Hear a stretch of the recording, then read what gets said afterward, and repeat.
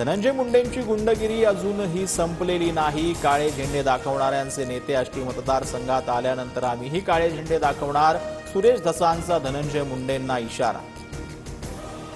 वाल्मिक कराडला तुरुंगात मटण पुरवलं जात असल्याचा सुरेश धसांचा आरोप। कराड आणि इतर आरोपींना व्हीआयपी ट्रीटमेंट देणाऱ्या अधिकाऱ्यांवर कारवाई करावी, सुरेश धसांची मागणी।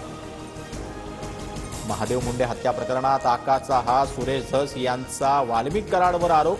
आमदार सुरेश धस यांनी महादेव मुंडेंच्या कुटुंबियांची भेट घेतली। नाशिकमधील सकल हिंदू समाजाचं आंदोलन 7 दिवसांसाठी स्थगित। काठेगल्ली परिसरातील दर्ग्यासमोर मारुती मंदिर उभारण्याचा इशारा देण्यात आला होता।